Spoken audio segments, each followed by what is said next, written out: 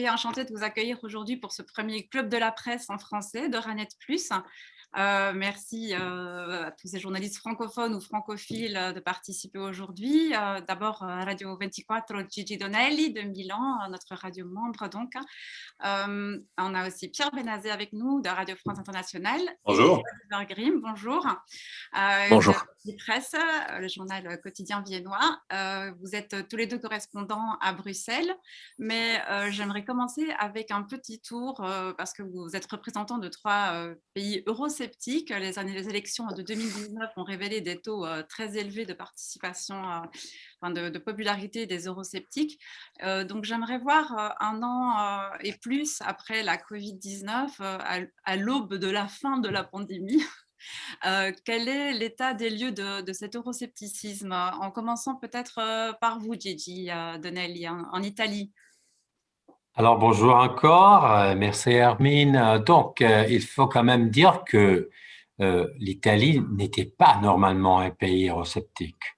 Donc il est devenu un pays eurosceptique qui a eu une, disons, très étroite relation entre les résultats, le succès de Matteo Salvini, de la droite, disons, pour simplifier, de Matteo Salvini, et donc avec son succès. Bon, où est-ce qu'on est un an après? Le fait, c'est que Matteo Salvini n'est plus le même eurosceptique qu'il était une fois, qu'il était jusqu'à il y a un an. Il a fait un tournage de cap, un virage presque complet. Il a donc laissé disons, une position qui traditionnellement ne paye pas tellement dans la culture italienne, et il a vu qu'il y a des autres sujets qui sont beaucoup plus importants et probablement efficaces pour le débat politique. Je voudrais tout simplement compléter avec le fait que on est donc pratiquement à 4 mois des grandes prochaines élections en Italie, qui sont pas politiques, mais il y a donc les élections sur toutes les majeures villes italiennes, Rome, Milano, Napoli, Torino, n'importe où. Il y a 111 villes qui vont donc changer ou confirmer leur maire, et ça, évidemment, c'est donc l'effet, c'est une élection politique complète. Mais l'intention de Matteo Salvini ici, c'est l'opportunisme politique, c'est ce revirement. Qu'est-ce qu'il recherche derrière un autre type d'électorat, une droite plus élargie? Absolument. En plus, c'est pas seulement avec l'Europe. Il faut toujours rappeler que la Lega Nord de Matteo Salvini, il était essentiellement un parti du nord de l'Italie. Donc, et il avait utilisé des mots vraiment très, très lourds quand il parlait, disons, du côté centre et sud de l'Italie. Bon, il y a vraiment des classiques à propos du fait que Rome était la source de tous les problèmes nationaux, que Naples était le pire du pire, etc.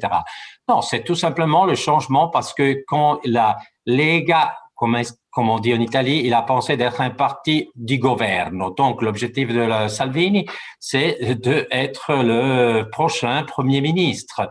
Les résultats, ils sont effectifs avec cette ambition, et donc il faut changer complètement aussi la langue et les sujets pour des sujets plus généralistes, disons. Merci Gigi Donelli. Oliver Grimm, je me tourne vers vous pour prendre la température à Vienne. Qu'en est-il? Est-ce que la gestion de la crise par Bruxelles a fait fléchir ou a infléchi les eurosceptiques autrichiens?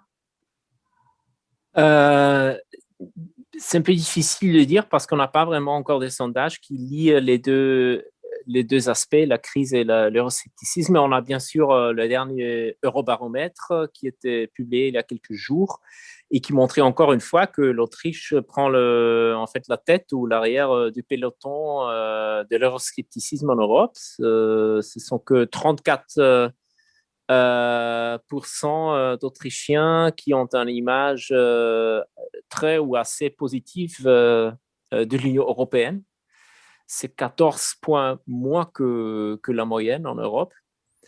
Et en fait, disons que la manière de présenter le lien entre l'Union européenne et la gestion de la crise qui était choisie par le gouvernement était assez remarquable puisque en fait, au mois de février et mars, quand on avait le problème de l'approvisionnement des vaccins, le chancelier Sébastien Kurz a immédiatement saisi l'occasion de jouer un peu aux populistes. Il s'est rendu à Tel Aviv avec la première ministre danoise, Mette Frederiksen, afin d'aller chercher, obtenir quelques vaccins d'Israël, puisqu'Israël était bien avancé. Ça n'a pas du tout marché. Donc, il a vendu ça comme une démarche de production austro-danoise israélienne des vaccins qui était complètement farfelue, puisque bien sûr, il n'y a pas de production de vaccins en Israël. Il y avait même la une de Bild Zeitung, que vous connaissez bien, le grand journal allemand, qui disait Kurz ras-le-bol avec les EU-Versager, donc les nuls de l'Union européenne. Mais bien après, on a vu que en fait, ce programme des achats des vaccins marche bien, même s'il y avait des problèmes. Et aujourd'hui, Kurz est très silent et il ne sait pas très bien comment se positionner. Mais bref, en fait, l'euroscepticisme en Autriche n'a pas baissé, pas du tout. Et les gens qui sont contre l'Union européenne pensent maintenant que tous les problèmes qu'on a avec la pandémie sont en fait renforcés ou en fait exagérés, aussi rendus plus pénibles par l'UE, malheureusement. Oui. Donc, il n'y a pas cette demande de plus d'intégration pour la gestion des crises qu'on voit effectivement. Ça, c'est un point intéressant que vous évoquez, puisque dans le même Eurobaromètre, on voit aussi qu'il y a pas mal des Autrichiens qui veulent plus de compétences européennes dans la gestion d'une pandémie. Et ça m'intrigue un peu, parce que qu'est-ce que ça veut dire vraiment? Veut-on un ministère de santé européen qui serait complètement utopique et à mon avis pas une bonne idée? Et je ne suis pas convaincu que les Autrichiens sont en faveur de voir Bruxelles en fait, dans une position puissante dans la gestion de la santé. Donc, ça me rend vraiment... je n'ai pas vraiment une réponse à cette question, mais ça m'intrigue tout à fait. On verra ce que Bruxelles proposera, mais effectivement, il y a un très beau flou là-dessus. Pierre Benazet, à la veille des élections nationales en France, quelle forme prend le discours du Rassemblement national face à l'UE? Alors, il y a effectivement le début de cette campagne qui est en fait finalement déjà lancée pour les élections nationales, c'est-à-dire présidentielles de l'an prochain, avec en ligne de mire, pour l'instant, dit-on, deux candidats potentiels, puisque beaucoup d'observateurs en France estiment que en 2022, on va avoir à nouveau probablement un duel entre le Rassemblement national de Marine Le Pen et En Marche, dirigé par le président sortant Emmanuel Macron, avec toujours cette préoccupation, depuis que la France est passée à un système de quinquennat, la préoccupation de tous les présidents successifs, on l'a vu, c'est que personne d'entre eux n'a jamais réussi à être réélu. Et donc, Emmanuel Macron, lui, a tout misé sur l'Europe. Marine Le Pen, elle, a beaucoup moins misé sur l'Europe qu'auparavant. Il y a actuellement une campagne pour d'autres élections qui sont beaucoup moins importantes dans leur signification quotidienne pour la vie des Français. Ce sont les élections régionales et départementales qui auront lieu les 20 et 27 juin. Et on voit que cette campagne-là va servir en quelque sorte de galop d'essai, de répétition générale pour les thèmes de campagne qui seront utilisés l'an prochain, sauf changement majeur. Et finalement, assez bizarrement, la gestion de la crise du Covid n'est pas plus présente dans cette campagne que la question européenne. Je m'explique. Il y a eu pendant très longtemps cette présidentialisation de la fonction suprême en France qui servait de repoussoir pour tous les partis en quelque sorte. Donc, l'utilisation de la gestion de la crise du Covid par l'Élysée, par la présidence de la République et par la personne d'Emmanuel Macron, c'était la cible la plus facile. Et alors, effectivement, il y a eu beaucoup d'attaques pendant cette campagne, d'attaques directes contre la gestion par Emmanuel Macron de la crise du Covid, des attaques qui sont évidemment venues en grande partie du Front National, qui est du Rassemblement National aujourd'hui, puisqu'il a changé de nom, qui a un ancrage local assez solide, surtout dans certaines régions comme par exemple le nord de la France, ou bien la région qui s'appelle aujourd'hui, enfin la région PACA en quelque sorte autour de la Provence, des attaques ad personam contre Emmanuel Macron, des attaques sur sa gestion de la crise Covid, et qui sont des attaques qui finalement ne sont pas très liées à l'Union européenne. Et on sent qu'il y a eu dans le Front National un vrai revirement, un revirement qui a déjà commencé à se profiler avant les élections européennes de 2019, après donc la victoire d'Emmanuel Macron contre Marine Le Pen à la présidentielle 2 ans avant. Ce revirement du Rassemblement national, il est très net. Marine Le Pen avait hérité de son père, Jean-Marie Le Pen, l'hostilité fondamentale à l'Europe qui s'est dessinée après la chute du mur de Berlin. En gros, l'Union européenne, avant, c'était, enfin, la CEE, avant, c'était une sorte de bouclier pour le Front National contre les horribles communistes de l'Est. Une fois que le mur de Berlin a disparu, l'Europe ne servait plus à rien, en gros, pour caricaturer. Et donc, il y a eu ce discours très anti-euro, anti-Union européenne, anti-traité de Maastricht, qui était vraiment l'ennemi à abattre, le symbole pour le Rassemblement national, Front National à l'époque, de ce qui n'allait pas en Europe. Et puis, dans le programme des élections européennes du Rassemblement national en 2019, sortir de l'euro, le grand cheval de bataille de Marine Le Pen, sortir de l'Union européenne, n'était plus les clés fondamentales du souverainisme. Et on sent qu'aujourd'hui, elle est probablement en porte-à-faux avec cette question-là. Ça s'est très mal passé pour elle lors du débat du deuxième tour de la présidentielle en 2017 face à Emmanuel Macron, parce qu'on a eu l'impression qu'elle ne maîtrisait pas du tout la question européenne, alors que lui on a fait vraiment la plateforme de son parti. C'était le programme d'Emmanuel Macron. Il y a eu par la suite son grand discours de la Sorbonne sur la Fondation européenne. C'est vraiment quelque chose qu'il utilise à fond, et on sent que ça pose un véritable problème programmatiquement, ça pose un véritable problème au Rassemblement national, et donc ce sujet a été un peu écarté. Donc on utilise plus des questions traditionnelles actuellement dans la campagne du Rassemblement national, les questions traditionnelles de cette partie-là de l'opinion, c'est-à-dire créer des frayeurs sur la sécurité et sur l'immigration. On est revenu, c'est back to basics en quelque sorte. On revient à la ligne de fond de ce parti. On revient sur la sécurité et l'immigration de manière à construire ce discours anxiogène. Et il n'est pas tellement dirigé contre l'Union européenne et contre la gestion par l'Union européenne de la crise du Covid. On va voir ce que ça donne dans ces élections régionales et départementales.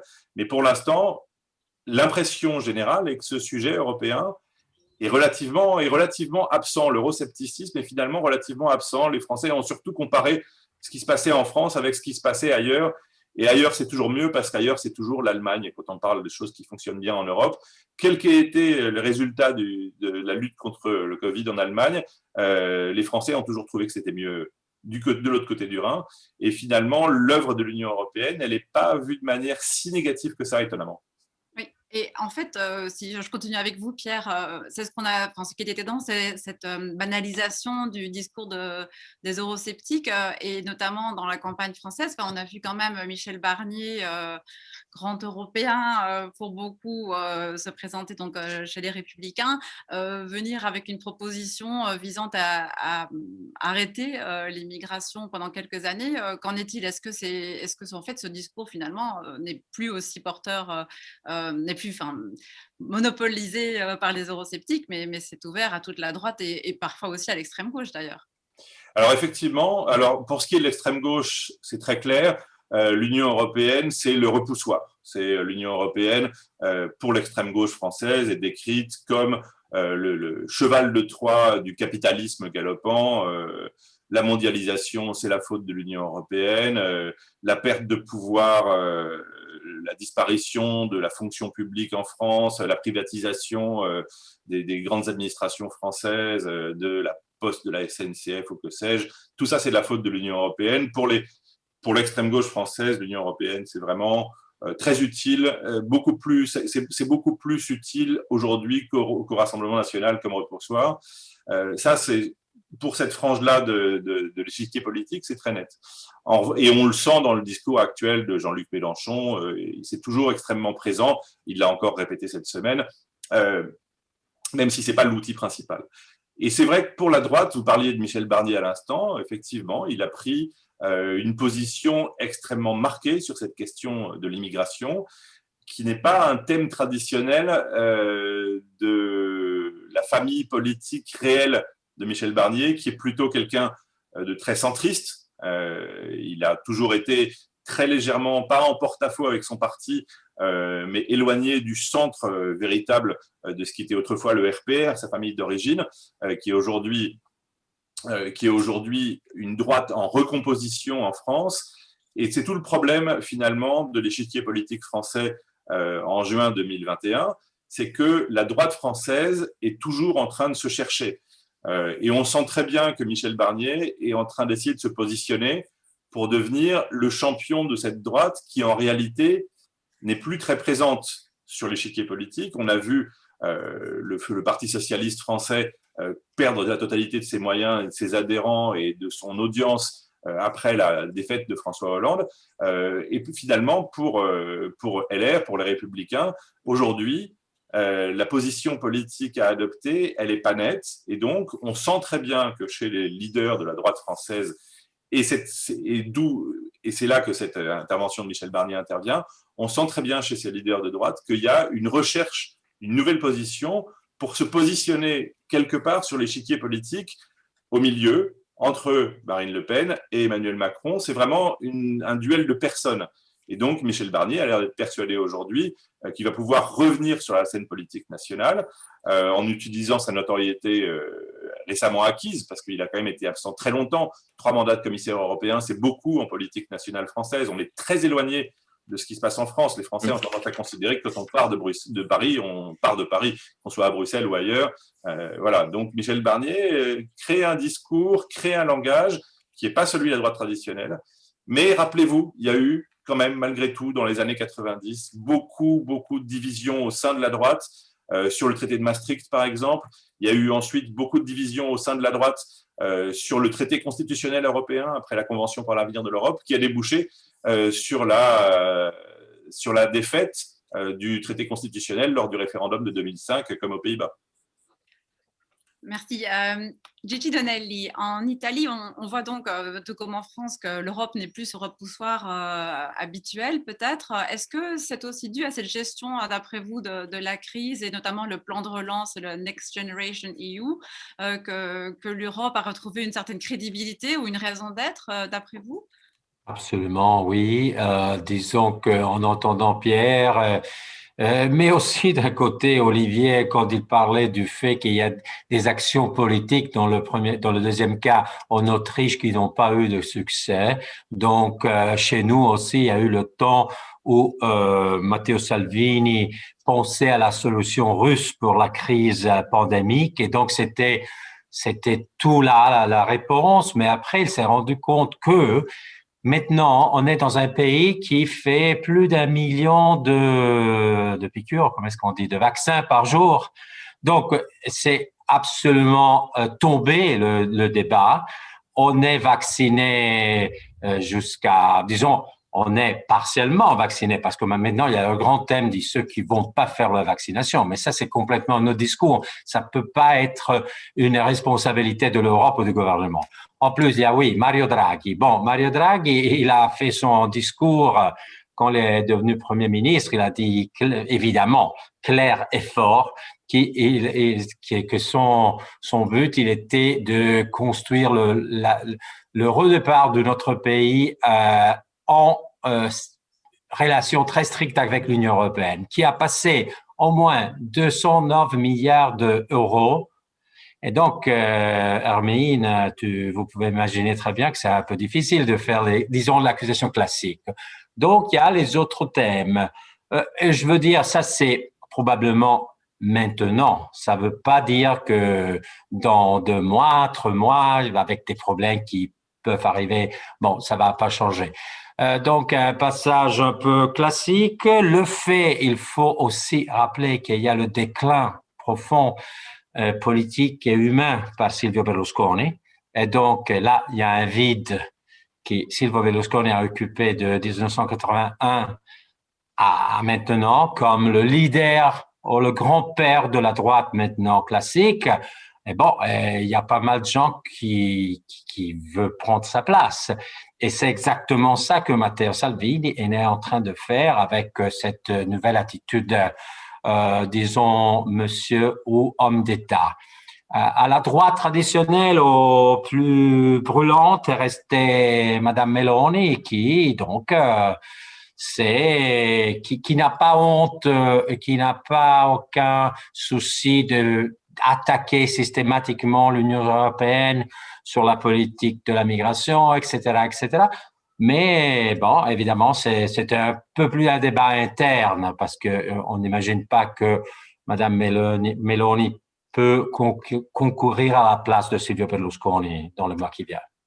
Oui, Madame Meloni de Fratelli d'Italia, les Frères d'Italie. Fratelli d'Italia. C'est aussi au Parlement européen que cela se passe.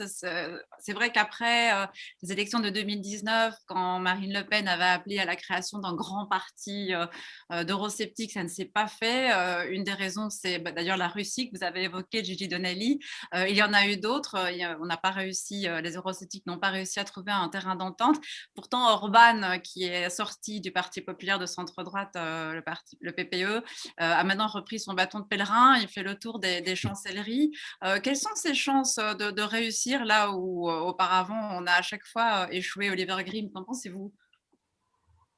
Je pense que je soupçonne que nous quatre ici ont toujours dit qu'il n'y aura jamais un grand groupe de l'extrême droite parce qu'en fait,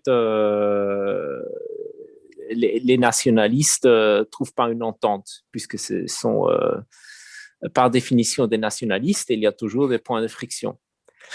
Mais je soupçonne que cette fois, ça sera peut-être différent, puisque le grand metteur en scène de cette alliance anti-bruxelloise, anti-européenne, c'est pas vraiment Orban, qui a plein de problèmes en Hongrie maintenant, puisqu'il y a une opposition qui, pour la première fois depuis 10 ans, est vraiment en train de s'organiser, de créer un front.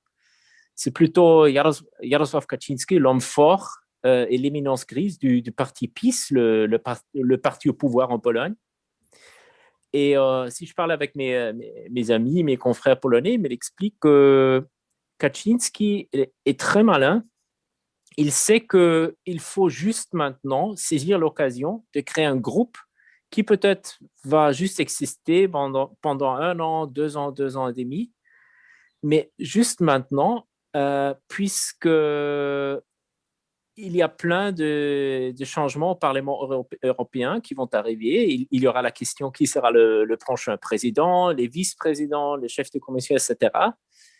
À mon avis, il n'est pas évident que Sassoli sera réélu. Peut-être, peut-être pas. Je pense qu'il y a une sorte d'accord avec le PPE, que Manfred Weber peut-être pourrait devenir président. Mais il faut aussi voir que tous les chefs au Parlement sont des politiciens très faibles. Le PPE a Manfred Weber qui est affaibli. Le Parlement lui-même a Sassoli, peut-être le plus faible président du Parlement que j'ai jamais vu, et ça inclut M. Tajani qui n'était déjà pas top. Les libéraux avec Cioloş qui toujours donne l'impression d'être à moitié à Paris et à moitié à Bucarest politiquement. Et les socialistes avec Mme Irache qui en fait fait juste ce que le Premier ministre espagnol demande. Voilà, donc une situation politique au Parlement qui est vraiment très propice à une nouvelle force politique qui décide que, en fait, même si le Rassemblement national est financé par les Russes et le PiS n'est pas les Russes, on s'en fout parce que la Russie, ce sont les relations extérieures, on va mettre ça à côté. Et ça, c'est la pensée de Kaczynski. Kaczynski déteste les Russes, presque plus que les Allemands.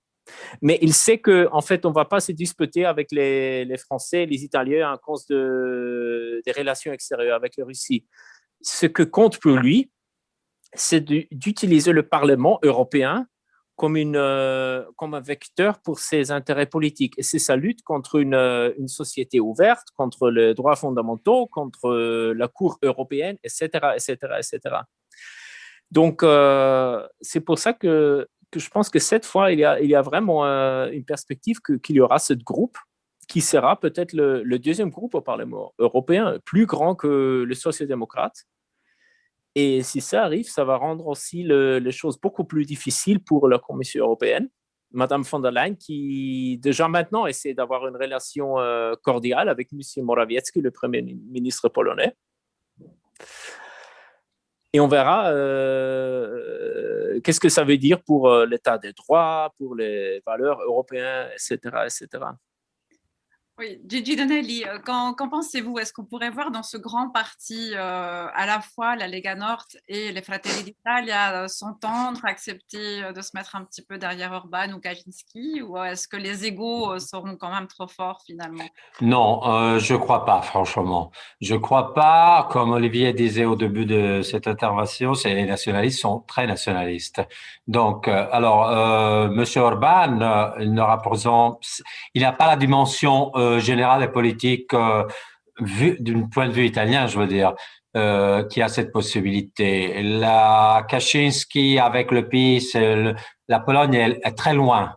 Donc, s'il y a une possibilité, je vois entre Madame Le Pen, Salvini, avec un nucléus occidental, avec les Espagnols, etc. Mais c'est intéressant de voir que cette complexité, il est au-dessus de notre yeux juste dans ce jour parce qu'il y a la difficile construction d'un accord électoral pour les administratives en Italie. Donc, il y a Meloni, il y a, disons, Berlusconi, et il y a Salvini, et ils ne sont pas capables d'avoir le candidat pour le moment, pour Milan, pour Rome, pour les villes qui comptent en Italie. Donc, on peut rien exclure, mais franchement, là, je la vois un peu difficile. Oui. Pierre Benazé, de votre côté, dans quelle mesure est-ce que Marine Le Pen voudra vraiment se lancer dans ce travail de rassemblement des eurosceptiques au niveau européen? Est-ce que ça l'intéresse encore au fond, ou on l'entend très peu, comme vous disiez, sur l'Europe en ce moment? Qu'est-ce qu'elle fera? Je pense que pour le Rassemblement national, la constitution de ce groupe, c'est la même idée que ce qui sous-tendait la constitution du groupe Identité et Démocratie. La constitution de ce groupe a une partie idéologique parce que il y a cette question du souverainisme européen que le Rassemblement national veut faire avancer. L'hostilité à l'Europe, elle est probablement encore relativement fondamentale au sein du parti Rassemblement national en France. En revanche, il y a toujours eu dans ce parti-là l'idée que toute l'Europe était traversée de partis frères et qu'en réalité, et c'est ça que Marine Le Pen a beaucoup dit après, évidemment, les résultats de mai 2019, elle a beaucoup dit, regardez, cette percée considérable des forces centrifuges, qu'elles soient europhobes ou eurosceptiques ou tout ce qu'on veut, Marine Le Pen a toujours été persuadée qu'il y avait un moyen de faire un énorme groupe européen, que dans le Parlement européen, il y avait peut-être 20 ou 30% de députés qui pourraient très bien être dans un groupe qui ressemblerait exactement à la préoccupation que le Rassemblement national a, qui est finalement peut-être plus, on va dire, c'est peut-être un peu caricatural, mais de profiter plus de la manne financière que constitue la constitution d'un groupe et le fait d'avoir des présidences, des vice-présidences de commissions au sein du Parlement européen, ça permet quand même de récolter pas mal d'argent. On sait en France tous les problèmes que le Front National peut avoir en justice avec ses affaires d'emploi fictif, spécifiquement avec ses assistants parlementaires au Parlement européen. Bref, la constitution d'un groupe, elle est intéressante à beaucoup de niveaux pour le Rassemblement national. Et comme il n'y a pas de véritable idéologie européenne, juste une sorte d'amas de partis souverainistes, il n'y a pas véritablement à se poser la question pour le Rassemblement national de savoir ce qu'on veut faire de l'Union européenne. Le simple fait de rassembler des partis qui sont souverainistes dans leur propre pays, qui soient classés ou non strictement à l'extrême droite, ça peut suffire à Marine Le Pen complètement. On l'a vu lorsqu'elle a constitué, lorsqu'elle a essayé de rassembler tous ses députés après les élections de mai 2019. La seule chose pour elle, c'était d'avoir le nombre de pays suffisant et le nombre de députés suffisant pour former un groupe. Et finalement, qui y a dedans? c'est finalement pas très grave. Elle aurait peut-être préféré avoir en Belgique la NVA plutôt que le Vlaams Belang parce que ça fait plus de monde, mais c'était pas très grave. Il y avait suffisamment de pays, il y avait suffisamment de députés. Donc finalement, constituer un groupe comme ça, c'est très utile parce que ça permet de se montrer. Et on voit bien, depuis ces élections européennes les dernières, que la délégation française du Rassemblement national au Parlement, elle ne fait pas grand-chose finalement. Enfin, je veux dire, on n'a pas beaucoup d'initiatives qui viennent du Rassemblement national dans le travail parlementaire européen. C'est surtout du blocage, traditionnellement, ce qu'on faisait avant. Et ils sont forcément beaucoup plus efficaces avec une vingtaine de députés parce qu'ils ont le plus gros bataillon des députés français au sein de la délégation française. Et on sent très bien que forcément, ça n'aide pas. Hein. Très clairement, la France, les députés français ont beaucoup moins d'impact sur la vie parlementaire au Parlement européen actuellement, puisque comme l'essentiel d'entre eux, enfin comme la petite majorité d'entre eux, ce sont des députés du Rassemblement national, il n'y a pas de construction législative qui se fait autour des députés français. Il y a une perte d'influence de la France qui est très nette parce que faire du blocage, c'est très bien et c'est la seule chose. Et c'est finalement un peu à ça que ça se limite. Donc, constituer un groupe, oui. Pourquoi faire, on ne sait pas trop, mais en tout cas, constituer un groupe, certainement. Nous verrons si dans les prochaines semaines, les prochains mois, nous assisterons à cette construction alternative d'un modèle d'intégration européen, mais non moins démocratique au fond. Je pense que nous arrivons au terme de ce débat. Merci à tous les trois d'y avoir participé et à bientôt sur Euranet Plus et ailleurs. Merci. Merci beaucoup.